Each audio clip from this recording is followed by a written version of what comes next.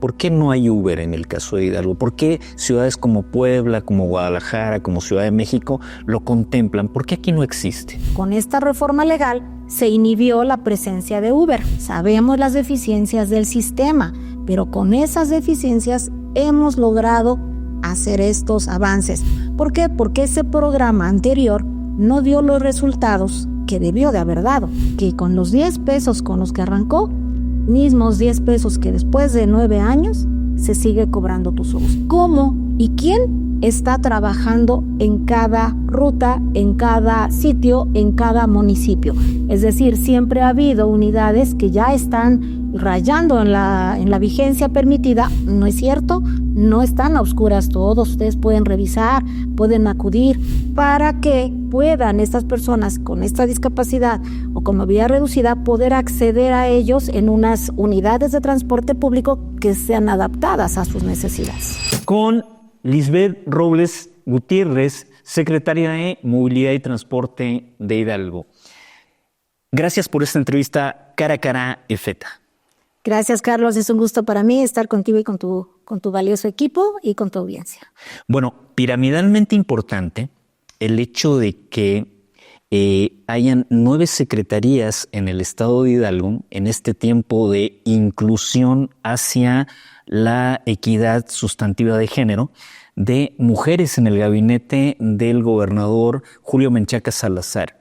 ¿Qué opinión te merece el que haya sido designada dentro de este staff de mujeres, ¿no?, que históricamente no había sucedido en el estado de Hidalgo? Pues es una gran oportunidad, pero también es un gran reto. Fíjate que nuestro gobernador, desde que estaba en campaña, él hizo mención que tendría un gabinete paritario.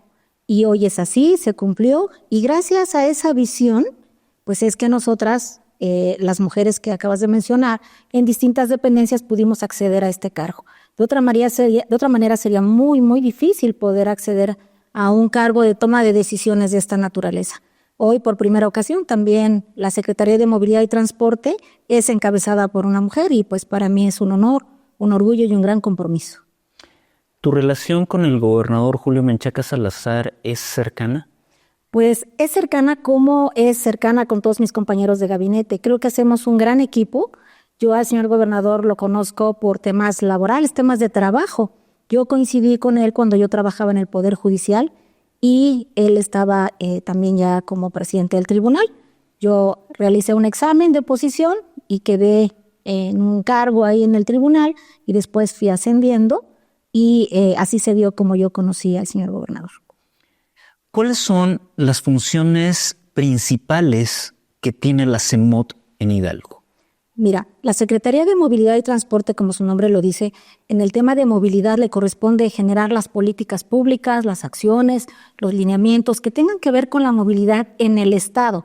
Hoy la movilidad es considerada como un derecho humano que permite o implica precisamente el desplazamiento de personas y de mercancías, obviamente que implica también el que las personas tengamos acceso a otros derechos humanos. A través de este desplazamiento, las personas podemos acudir a un hospital y por ende tenemos derecho a la salud. Pueden acudir también las personas a la escuela y en consecuencia tendrán derecho a la educación. Pueden acudir al mercado o a una tienda de autoservicio, a una tiendita y tendrán acceso a todos aquellos insumos necesarios para su supervivencia. Y así también pueden acudir a eventos culturales con ese derecho humano, etc. Quiere decir que la movilidad, cuando es tal como lo establece la Constitución, permite a la vez tener acceso a otros derechos.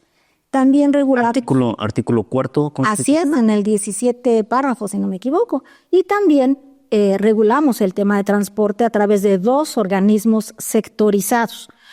Los 2 organismos que te menciono son el Sistema Integrado de Transporte Masivo, que opera Tusobús, y el Sistema de Transporte Convencional de Hidalgo, que regula, entre otros aspectos, el transporte público convencional, como lo es el individual y colectivo, y otro tipo de transporte privado o complementario.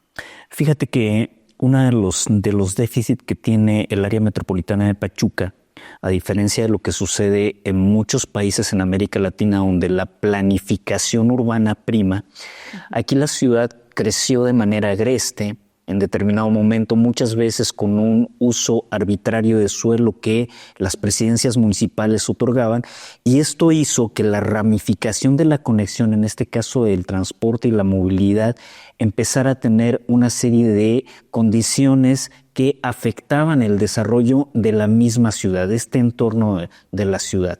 En este sentido, ¿cuál es el programa que tiene la CEMOD para garantizar la movilidad dentro del área metropolitana y dentro del estado como tal?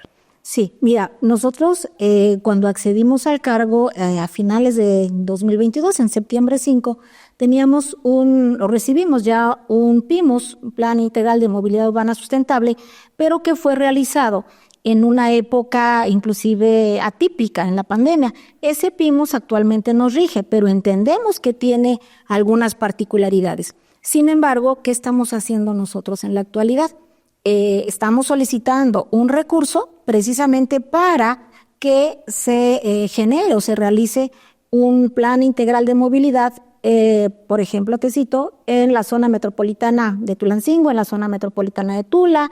Estamos solicitando el recurso para un PIMUS en Tizayuca, y debido a las funciones que tenemos de alguna manera transversal y que hay una excelente relación con todos mis compañeros y compañeras del gabinete, a la unidad de planeación y prospectiva le corresponderá solicitar el recurso para los PIMUS de la zona metropolitana de Pachuca.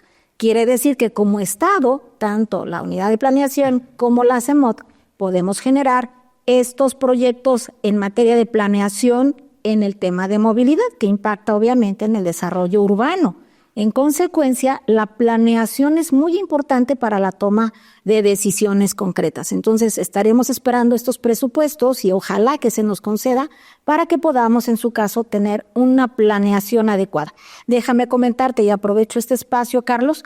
Fíjate que, como bien lo mencionas, anteriormente creció la zona metropolitana. En el caso de Pachuca, también ya conurbado con la zona de Mineral de la Reforma y con Zempoala.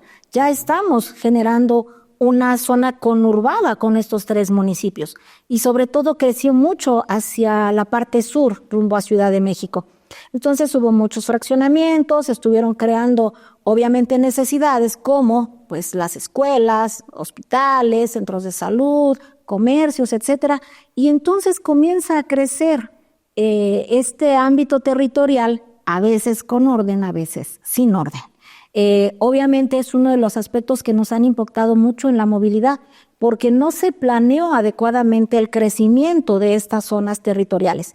Al no haber planeado de manera adecuada este crecimiento, origina que sobre la marcha se traten de corregir algunos errores o algunos inconvenientes. Ejemplo, se establece un fraccionamiento en la zona sur, les otorgan los permisos, comienzan a vender las casas y se sobrepuebla de alguna manera ciertas zonas. Al tener una población que requiere escuelas, hospitales, acudir al trabajo y trasladarse, y nos damos cuenta que no hubo una planeación adecuada ni en vialidades ni en el tema de transporte. Entonces, eso afecta directamente a la manera en la que hoy nos podemos desplazar. Claro, habría una demanda agregada en determinado momento habitacional que influye en la movilidad. Esa condición anárquica tiene que ver también con la ubicación transversal a nivel municipal. Es decir, deberían haber trabajos que se dieran entre los municipios que están conurbados para garantizar este tipo de flujo. Claro, pero no nada más entre los municipios, también con el estado de Hidalgo. ¿Qué pasó o qué podemos advertir? Que uno de los factores que influyeron en esta situación es ese crecimiento que de manera aislada se efectuó municipio por municipio. Y entonces vemos que hay un límite, pero nada más en los planos o en las mediciones territoriales de los municipios. Pero la gente no sabe ni entiende que en una determinada banqueta o en una determinada calle termina un municipio y empieza el otro. El desplazamiento humano, pues obviamente va por toda esta zona conurbada. En consecuencia, ¿qué se tiene que atender? Pues de una manera integral. Hoy, como es una zona metropolitana, pues bueno, se tendrá que atender con visión metropolitana. Los municipios que están implicados también, hoy con una dinámica distinta, también tendremos que entender conjuntamente con el Estado que la forma de establecer esa manera de desarrollarnos tiene que ser diferente. Y son, insisto, también temas transversales. ¿Por qué? Porque no solamente se puede ver de manera aislada la construcción de fraccionamientos o la nueva edificación de viviendas o de proyectos en ese sentido, sino que también tiene que ir con un orden urbano, una adecuación de manera planeada para que precisamente no vengan problemas posteriores. ¿Como cuáles? La falta de agua, como la falta de servicios. Hay algunos asentamientos humanos que no tienen escuelas, que no tienen acceso de alguna manera a otro tipo de servicios públicos. Y entonces también para poder acceder a sus fuentes de trabajo o bien a estos bienes y servicios, pues necesitan desplazarse. Entonces las calles son reducidas, las calles son pequeñas, no hay vialidades para poder desahogar todo ese flujo de personas y comienzan ciertos embotellamientos o comienza también el problema de que estos desplazamientos no pueden estar de alguna manera planeados como debería de haber sido en su momento, porque no se ordenó, no se planificó adecuadamente el crecimiento. Dime una cosa, Morena está teniendo, a nivel de constitución de gobierno y de sus fuerzas políticas, está teniendo una serie de críticas que se están dando entre personeros de Morena. Concretamente, en el caso del estado de Hidalgo, hubo una relación crítica también entre Cuauhtémoc Ochoa, en el Senado, con Guillermo Olivares Reina. En los días subsiguientes se ha dado un desencuentro político entre Ricardo Monreal y Adán Augusto. En el caso concretamente de lo que tú realizas, trascendió en algún tiempo que la Secretaría de Planeación con Miguel Tello había hecho una prescripción que no le correspondía. ¿Tienen alguna comunicación ustedes salubre, directa, entre secretarías como tal? ¿Esta transversalidad rige como tal? Claro que sí, existe una excelente relación con todas y todos los integrantes del gabinete.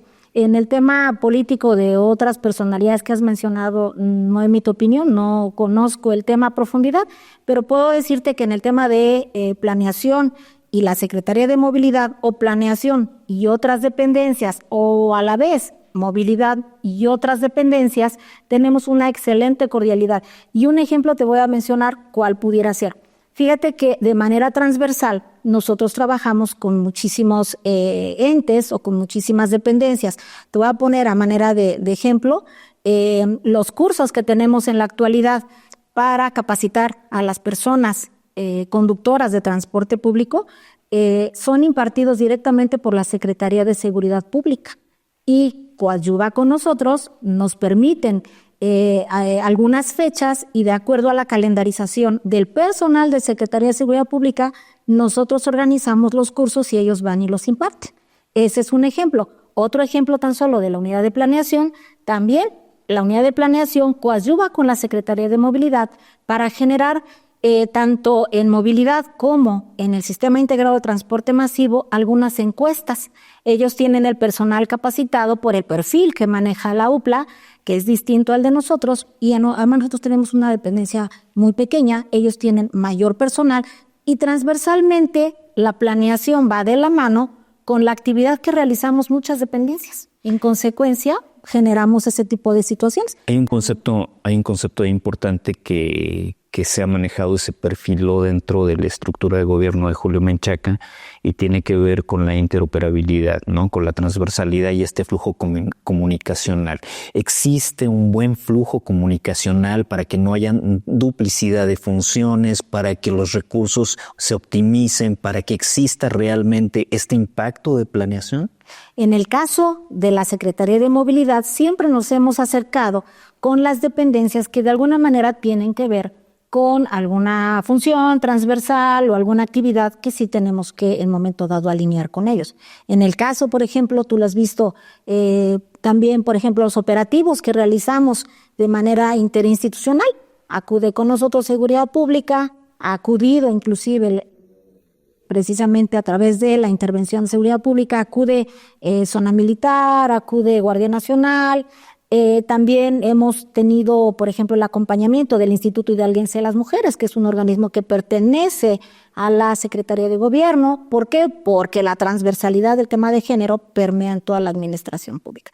Entonces, en el caso de movilidad, nosotros no tenemos problema alguno. Al contrario, siempre tratamos de acercarnos con las y los compañeros de gabinete que de alguna manera pueden apoyarnos o que bien nosotros podemos coadyuvar con ellos. ¿Qué acciones tienen ustedes sobre la implementación de las condiciones digitales, de lo que se conoce como el Estado digital? ¿Qué están digitalizando dentro de ese modo? Hoy en día, precisamente por esa situación, estamos solicitando recursos para 2025, que ojalá también nos pudieran conceder esa situación, para digitalizar el tema del archivo y del registro de uno de los organismos, que es el Sistema de Transporte Convencional de Hidalgo, precisamente en el tema de digitalización. Fíjate que históricamente, pese a que se requería un sistema de transporte preciso, colectivo, dentro de la ciudad, en Pachuca, el Tusobús ha causado una serie de suspicacias, desde condiciones de corrupción que se dieron de cómo se generó hasta la funcionalidad del Tusobús. En este sentido, ¿cuál es el impacto que tiene el Tusobús y qué proyección va a tener dentro del sexenio de Julio Menchaca?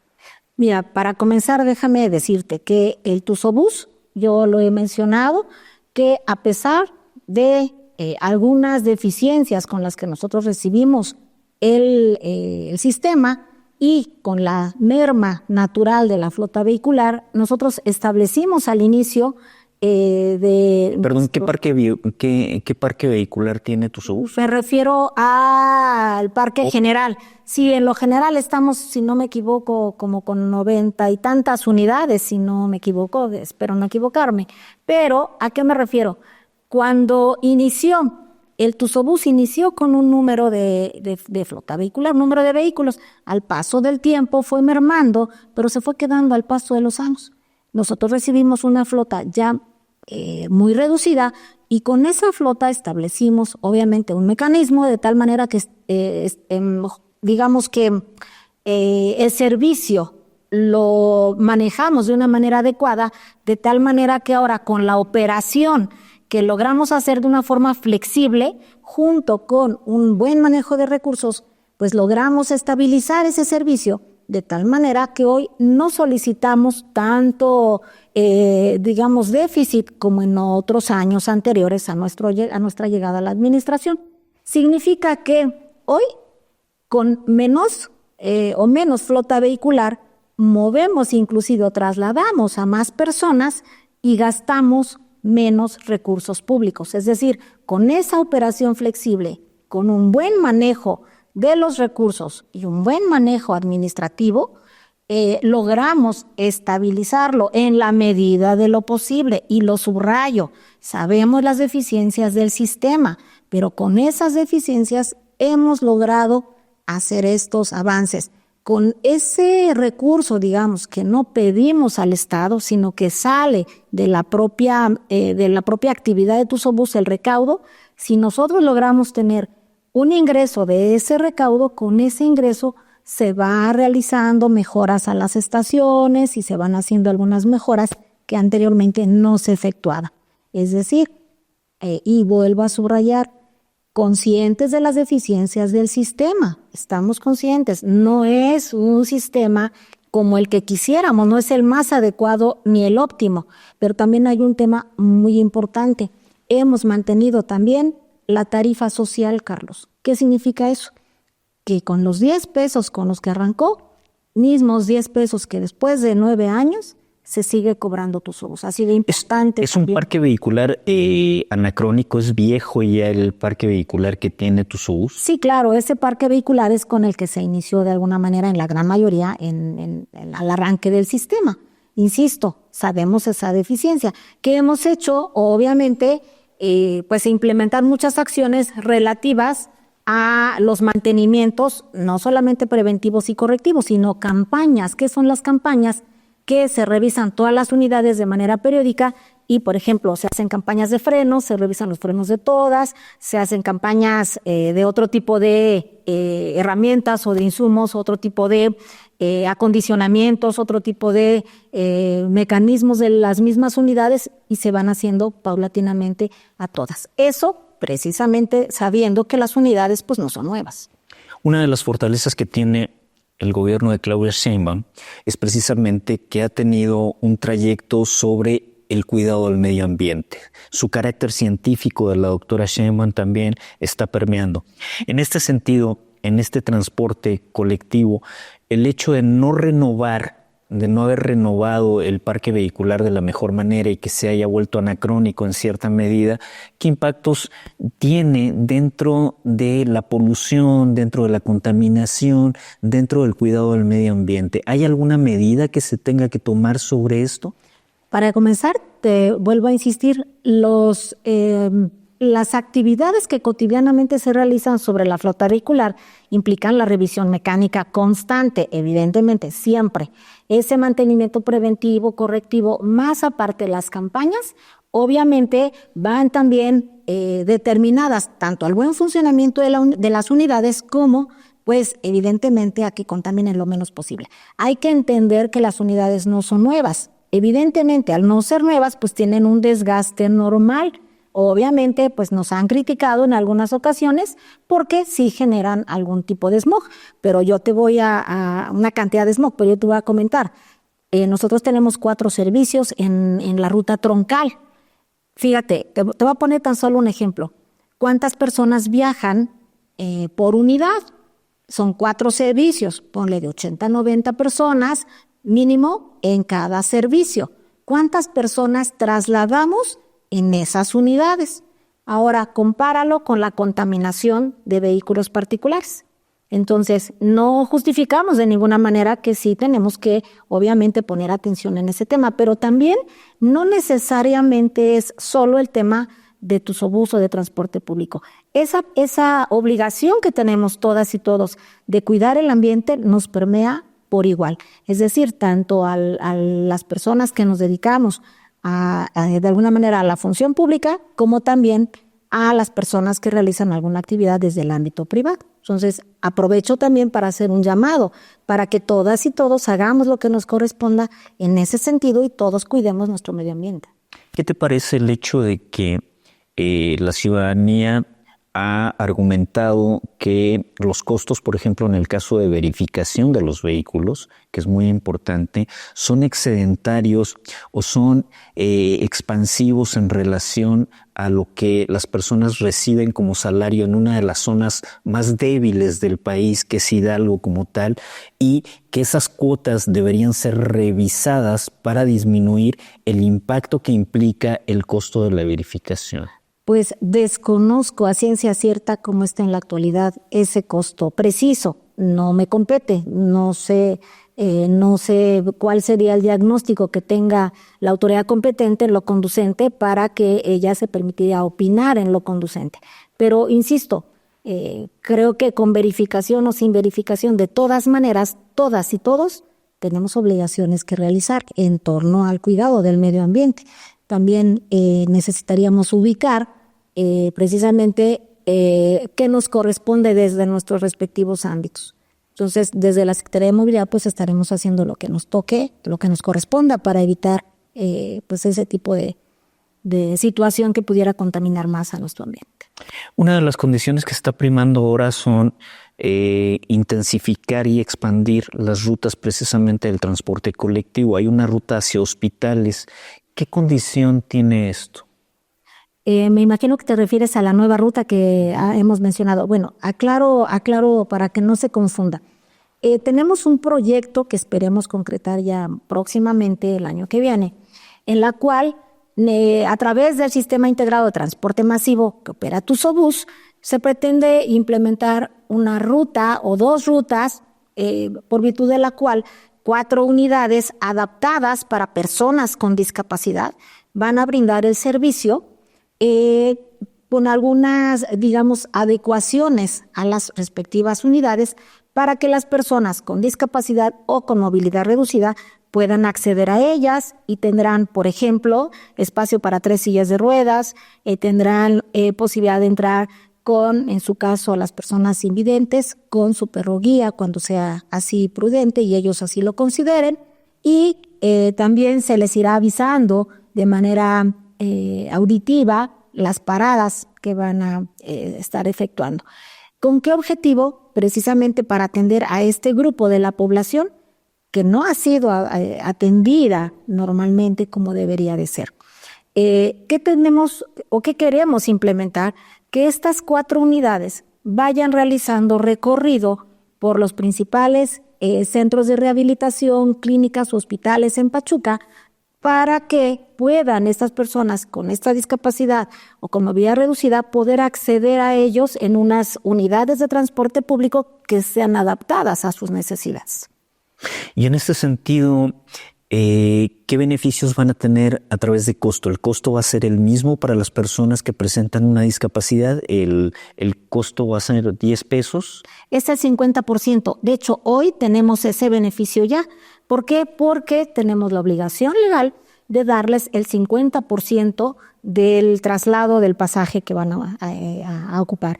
Quiere decir que entonces ellos estarán pagando 5 pesos al poder adquirir su tarjeta correspondiente a través del mecanismo que tenemos hoy implementado a través del Sistema Integrado de Transporte Masivo. Ok. Una de las condiciones que se ha estado cuestionando dentro del gobierno de Julio Menchaca en esta cuestión de la movilidad en el transporte es que no se han otorgado concesiones a particulares, que están restringidas las concesiones a particulares. ¿Por qué está sucediendo esto? Mira, te voy a comentar. Cuando nosotros llegamos al gobierno en 5 de septiembre del 2022, recientemente la anterior administración había otorgado muchas concesiones. Lo vimos, se publicó en diversos medios, en redes sociales y a todos les consta. Cuando el anterior gobierno o la anterior administración implementa un programa denominado Programa de Ordenamiento de Transporte Convencional, ese programa lo que pretendía era hacer una reordenación de cómo funcionaba el transporte público convencional y en su caso ampliar rutas, modificar rutas y generar nuevo concesionamiento. ¿Qué sucedió? Que todavía los últimos días del final de la anterior administración estuvieron otorgando concesiones. Entonces a nosotros al inicio de la administración y todavía hace unos meses aún estábamos, estabilizando ese concesionamiento que otorgó la anterior administración. Nosotros estamos implementando llamémosle arranque de un censo para el año que entra. Queremos hacer un censo para determinar cómo y quién está trabajando en cada ruta, en cada sitio, en cada municipio. Y te voy a decir por qué. Tenemos determinado quién debe de estar en una base, en su sitio, quién debe de estar operando en determinados municipios. ¿Qué sucede en la realidad? Que en ocasiones algunas personas del sector del transporte solitos se cambian de base, cambian de sitio, modifican de alguna manera la forma en la que deben operar. Hemos hecho un llamado desde el inicio de nuestra administración para que el sector del transporte opere tal como su concesión se lo indica. Ahí les dan un itinerario y se les determina en su dictamen técnico cómo deben operar, es decir, la forma y condiciones en que deben de prestar el servicio. Nosotros pretendemos realizar un censo. ¿Para qué? Vamos municipio o región por región. En ese censo vamos a determinar cuántas unidades deben de estar concesionadas por cada sitio y por cada ruta. Y al hacer ese reencuadre entre lo que existe documentalmente con la operación real, nos va a permitir tener una certeza de si hay necesidad de nuevamente ordenar o reordenar y tomar una decisión en concreto. ¿Por qué? Porque ese programa anterior no dio los resultados que debió de haber dado. ¿Te parece que fue anárquico? ¿Que estuvo en desorden siempre? No podría decir anárquico, sino que no se cumplieron, creo yo, en la realidad las metas o los fines que en su caso la anterior administración consideró. ¿Qué creo yo? Que debido a que hubo mucho concesionamiento, es decir, concesiones nuevas, pues se sobresaturó de alguna manera en ciertos lugares. Hay cabeceras municipales que tienen muchísimo transporte, pero sin embargo, en las zonas lejanas de la cabecera ya no hay transporte adecuado. O bien, al advertir las personas concesionarias o las personas conductoras que no era redituable tener una concesión más alejada, solitos se regresan o se van hacia una zona con mayor atractor de pasaje. Eso obviamente nos impide atender de manera simultánea los 84 municipios. Tenemos un equipo en el organismo denominado Sistema de Transporte Convencional, hay un equipo de vigilancia y supervisión, pero es un grupo pequeño que de ninguna manera da abasto a los 84 municipios, entonces tienen que atender simultáneamente varias regiones. Entonces, cuando se va a ordenar una región, ya advertimos que los otros pues ya se movieron, ordenas una región y te regresas y advertimos que en otra hay movimientos. Hay muchísimo flujo y hay una dinámica muy activa en el sector del transporte. Sin embargo, hemos tenido también, lo debo aclarar, muy buena respuesta de parte de muchos transportistas que evidentemente ellos están regulando, es decir, sí están revisando su documentación, están solicitando sus dictámenes técnicos, están ordenando en el sentido de que también han respondido al llamado desde la Secretaría y desde el Sistema de Transporte Convencional para que revisen su expediente y que haya una congruencia entre su operación y su documentación. Y hemos estado avanzando en este ejercicio. El censo nos va a permitir advertir realmente de manera simultánea en los 84 municipios o bien advertir por región para ir regularizando región por región. Y hoy el llamado que hemos hecho ahí, que insisto, ha habido buena respuesta, también ha habido resistencia, pero es constantemente estar haciendo conciencia en nuestro sector para que también regularicen su documentación. En caso de que no, y también en caso de que haya necesidad de intervenir, pues por supuesto que esta misma área que yo te manejo de vigilancia y supervisión aplica las sanciones correspondientes cuando las unidades de transporte público no cumplen con la forma y los términos en que deben brindar el servicio y en consecuencia se aplican las sanciones correspondientes. O sea, tienen los transportistas y las transportistas tienen obligaciones en relación con la prestación del servicio y se tiene que cumplir tal como lo establece su concesión. ¿Te parece que la condición del cumplimiento de la normatividad se ha dado como tal? En lo general, podemos decir que deben estar obligados, pero siempre hay algunos que realmente no lo hacen. Pero para eso tenemos los mecanismos, es decir, cuando el sector del transporte no cumple con la manera o la forma ni las condiciones en las que debe de brindar el servicio, hay canales respectivos, uno, para que presente la persona usuaria una queja y se abra un expediente administrativo y se pueda imponer una sanción. La otra forma es el mecanismo que te menciono a través del equipo de vigilancia y supervisión que in situ van a realizar pues aquellas revisiones necesarias y en caso de que adviertan alguna irregularidad, infraccionan. Y evidentemente pues esa función se realiza todos los días. ¿Qué municipios en Hidalgo presentan el mayor déficit en esto? Pues tenemos de alguna manera mucha presencia en la zona metropolitana de Pachuca, tenemos también en la zona de Tula-Tepeji y también tenemos en Huejutla y en la Otomí-Tepehua. Tenemos de alguna manera algunas irregularidades que hemos advertido, pero es cierto que no nos cegamos y que sí advertimos que en muchos municipios pues se relaja mucho el tema de la forma en la que los concesionarios revisan u omiten la revisión de cómo operan las unidades que tienen ellos a su cargo. ¿Por qué? Y te lo quiero comentar. Hay muchos concesionarios que todavía no entienden o no acaban de comprender la gran responsabilidad que tienen de brindar el transporte público conforme a la ley lo ordena. e incluso contratan a algunos operadores y los operadores no tienen a la vez ese compromiso de brindar el transporte público con las condiciones legales.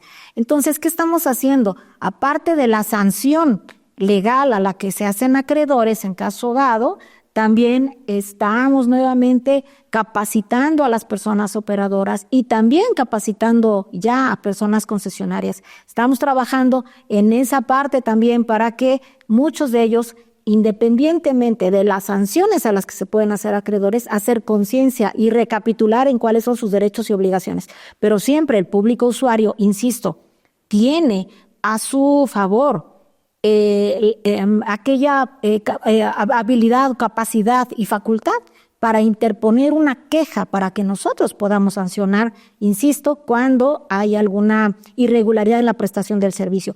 También, y lo vuelvo a subrayar, Carlos, el equipo de supervisión y vigilancia trabaja todos los días de la semana, lunes, martes, miércoles, jueves, viernes, sábado y domingo. O sea, también hay guardias y también se desplazan por distintos puntos del estado todos los días de la semana.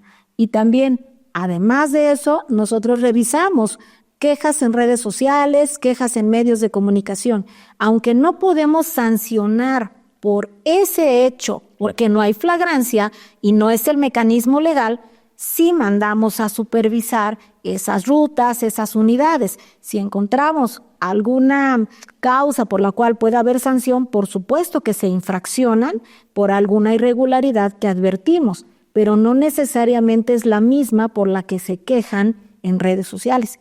Entonces, si me lo permites, también hago un llamado nuevamente para que las personas usuarias se quejen legalmente ante la instancia correspondiente, que es el área respectiva en el tema de atención ciudadana, en el caso de transporte convencional, que depende de la dirección jurídica y que pueden llamar por teléfono, pueden acudir o enviar un correo electrónico. Esa es la forma legal para que por el acto que ellos o ellas están atribuyendo al servidor de transporte público, puede generar un expediente para que le apliquemos una sanción en su caso. Pero es un expediente. ¿Es una cuestión que tiene simplificación administrativa o resulta demasiado complicada para la ciudadanía? Pues mira, tienen que presentar su queja, ya sea por correo electrónico, pueden hacerlo por teléfono, o presencial, pero la ley establece que deben ratificar. Hay un periodo en el que pueden llegar a una conciliación en el caso que así proceda, que así lo acepten también, y si no, se abre un periodo de pruebas y después se emitirá una resolución administrativa. Insisto, este es el procedimiento legal, pero eso no nos exime, y lo hacemos de manera cotidiana, que el equipo de vigilancia y supervisión acude constantemente a revisar al transporte público. Pero vuelvo a repetir, son 84 municipios. No tenemos equipo para que esté presente en los 84 municipios. Por eso es que pedimos que las personas usuarias accedan a este mecanismo legal, porque insisto, y es una instrucción que hemos dado y que desde hace mucho tiempo la venimos practicando. Lo que advertimos de redes sociales, hacemos diario un análisis y una revisión y una síntesis de lo que encontramos en medios de comunicación y también a veces en redes sociales, y vamos captando las quejas y inmediatamente se ordena al director del sistema de transporte convencional, que a la vez instruye, ya lo tienen digamos que por cotidianeidad, instruyen al equipo respectivo para que vayan a revisar. Pero vuelvo a subrayar, no necesariamente se sanciona por la misma causa por la que señalan a una persona conductora de transporte público en redes sociales, porque cuando llegan a supervisar, pues ya no está esa misma causa. Entonces tiene que haber flagrancia para que se sancione, o bien el procedimiento de queja. Cuando van a revisar, revisan toda la documentación y las condiciones de la unidad. Si se presenta alguna irregularidad, sancionan. Pero eso nos sirve como algún monitoreo para ver cuáles son las rutas o cuáles son las zonas en donde hay más quejas. Sin embargo, insisto, sí es necesario que acudan a presentar su queja. Dime una cosa, ¿hay una normatividad que implique renovar el parque vehicular de estos concesionarios? ¿Cada qué tiempo se debe renovar este parque vehicular? Claro, por ley en el sistema de transporte convencional, la ley de movilidad y transporte establece que la vigencia de las unidades es de 15 años. Fíjate que era de 10 años, pero hace algunos años se modificó la ley para darle otros 5 años a las personas concesionarias. Yo creo que quiero entender la mecánica que se tuvo en ese momento. Yo quisiera imaginar que fue para darle un poco más de oportunidad a las personas concesionarias para que pudieran renovar de una manera un poco más organizada su flota vehicular. Sin embargo, la misma problemática se dio en aquel entonces que hoy. Es decir, siempre ha habido unidades que ya están rayando en la vigencia permitida o incluso algunos que ya están venciendo y que están renovando poco a poco su flota vehicular. Es que habría que analizar, ahí me parece 2 vectores. Uno tiene que ver con la seguridad de las personas, ¿no? Con la seguridad en primer término, y también con esta cuestión del cuidado del medio ambiente, ¿no? Esas 2 variables están jugando ahí y no debe permitirse que el parque vehicular vaya hacia 15 años. Es anacrónico. Y si tú revisas parques vehiculares en Europa y en América Latina, esto excede los límites razonables y racionales del evento, ¿no? Es legalmente lo que tenemos. De hecho, cuando nosotros asumimos, vuelvo a subrayar el cargo, ya estaba esa ley, esa disposición ya existía. ¿Hay alguna forma de modificarlo? Mira, ahorita estaremos nosotros trabajando algunas reformas que yo creo que pronto estaremos presentando algún anteproyecto, algún bosquejo de la norma que queremos modificar. Y sí, debería de ser con una vida útil de las unidades menor a esa que nos están marcando legalmente. Sin embargo, en el momento, insisto, también es uno de los aspectos por los cuales el grupo de transporte, las y los transportistas en materia de convencional, pues sí, ellos han solicitado precisamente que se considere a la vez también las necesidades que han tenido, y subrayo también, muchos de ellos van saliendo de pandemia. Sin embargo, como bien lo mencionas, hay que tener en primer lugar la seguridad de las personas usuarias. Cada año que se hace el pase de revista, ahí es en donde se va a detectar cuáles son las unidades que ya no van a pasar. ¿Por qué? Pues porque ya están excediendo de estos 15 años que la ley establece. O bien, en caso inclusive de que ya no reúna las condiciones mecánicas, vemos inclusive en la calle que ya hay algunas unidades y que en momento dado checan que ya las llantas ya están en malas condiciones, aunque la unidad todavía esté súper vigente, se sanciona y se infracciona. ¿Por qué? Porque las llantas ya tienen que cambiarse. Es decir, además se verifica las condiciones mecánicas generales y las condiciones de la unidad físicas que permitan una adecuada prestación de servicio. Pero vuelvo a subrayar, es muy importante, Carlos, que las personas usuarias acudan en caso dado de que ellas también adviertan alguna irregularidad en este punto para que presenten una queja. Eso vuelvo a mencionar. Me parece que nosotros hagamos lo que nos corresponde. Me parece que es vital. La cuestión que hemos tenido históricamente es que es muy difícil de repente acceder a un marco dúctil, ¿no?, para poder hacer una queja. Esa es una cuestión de simplificación administrativa y también de apertura administrativa. Entonces, eso me parece importante, ¿no?, que las dependencias del gobierno, más allá de que sea CEMOT, tengan esta posibilidad de generar condiciones de simplificación, que no le resulte a la ciudadanía gravoso, ¿no?, oneroso en tiempo, tratar de hacer este tipo de cosas. Inclusive la condición que maneja el gobierno de Julio Menchaca, esta condición de gobierno digital, tenía que ver con hacer los trámites y cualquier tipo de denuncia mucho más factible, mucho más fácil, ¿no? Eso, fíjate que amerita una reforma legal. Sí, yo coincido contigo, pero hoy el procedimiento legal nos establece esa mecánica. Entonces, tú sabes también que hay que respetar la forma procesal, el debido proceso en materia administrativa y en todas las materias. Se trata también de un derecho humano. Entonces, cuando una persona presenta una queja, también la otra parte tiene derecho a conocer esa forma y esos términos en los que le están atribuyendo alguna situación que pudiera generarle alguna sanción. Entonces, es un procedimiento administrativo. que tiene obviamente la posibilidad de que una parte haga una imputación y la otra su garantía necesaria de debido proceso en donde pueda defenderse. Ese procedimiento se tiene que llevar a cabo y debe de culminar con una resolución. Por eso insisto, yo sé que es un procedimiento y que en un momento dado las personas pues no quieren continuarlo, no quieren seguirlo, pero sí es necesario porque pues es la cultura de la denuncia también que debemos de generar. Estaremos explorando, insisto, en estos proyectos que tenemos, que vamos en el momento dado a concretar, para que se presente en algún momento alguna reforma en ese sentido, mientras se mantengan las etapas procesales legales que son necesarias para que jurídicamente no haya alguna impugnación que después, por alguna resolución que se puede emitir, que después se debata que no se cumplieron las formalidades legales. Pero hoy estos términos están así en la ley. Coincido contigo y tendremos que hacerlo más ágil. Eso sí es cierto, yo coincido en que hay que hacerlo más ágil, pero hoy en día ese es el procedimiento que tenemos. Entonces, necesariamente tendríamos que transitar, por supuesto, porque dentro del centro o en el centro de la atención, de la prestación del servicio, está y deberá estar siempre la persona usuaria.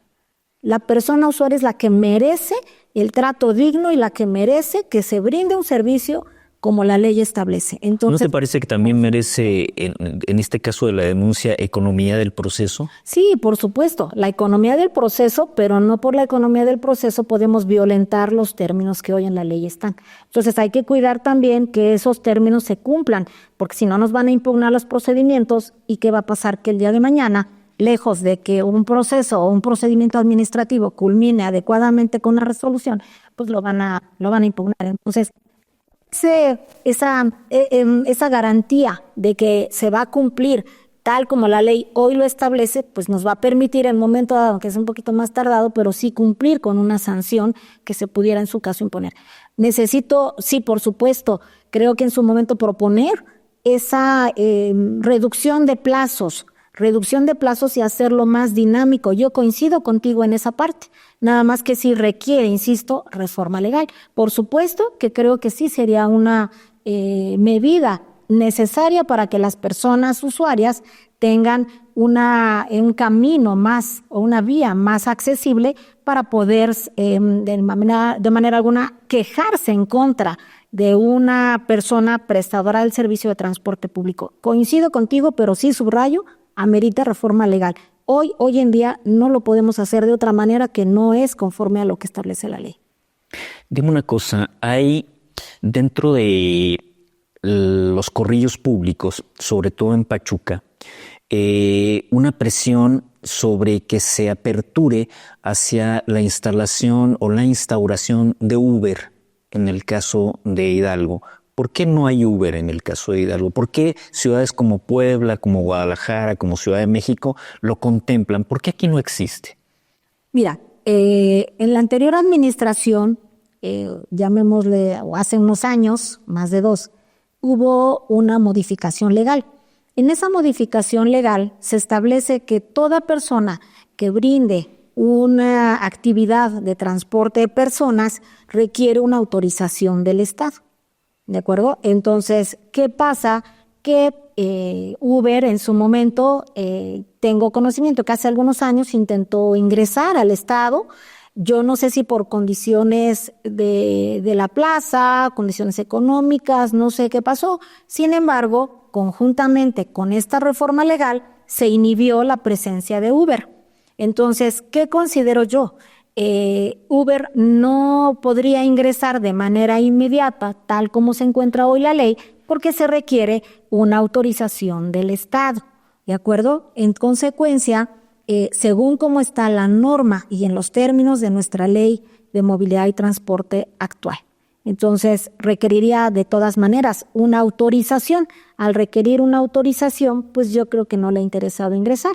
Claro, y siempre se lo he dicho inclusive a las personas concesionarias, Uber y cualquier otra empresa, en este caso mencionaste esta, pues tendrán a lo mejor ahí algunos derechos legales, no sé, que pudieran en su momento ejercer, pero hoy en día esa es la legalidad tal como se encuentra hoy establecida en nuestra en nuestra ley que rige la materia. Perdón, te lo pregunto porque en el caso de Uber, la suspicacia ciudadana es que dentro del mismo aparato de Estado, del mismo aparato de gobierno, hay una concentración de poder sobre esta cuestión de movilidad en determinado momento. Entonces lo que se acusa es una pared de fuerza sobre Uber o en contra de Uber. Esa es la condición que sale a la ciudadanía. Eso es lo que te quiere preguntar un ciudadano. ¿Por qué no tengo un transporte de esa calidad, de esa limpieza, de esa seguridad, pudiendo darse como tal? ¿Y por qué se impidió en alguna administración? ¿Y por qué no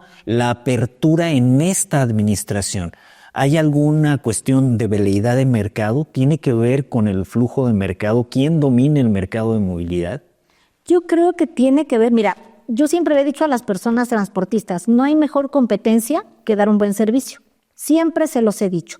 Será el mejor el que brinde el mejor servicio. Sin embargo, vuelvo a subrayar, hay un tema legal aquí en el estado de Hidalgo. Es decir, la Ley de Movilidad y Transporte establece que las personas que brinden un servicio de transporte de otras personas, cobrando obviamente una cantidad por ese traslado, requieren una autorización del Estado. Entonces, también hay mucho riesgo y te voy a mencionar por qué. Tú mencionas condiciones de seguridad.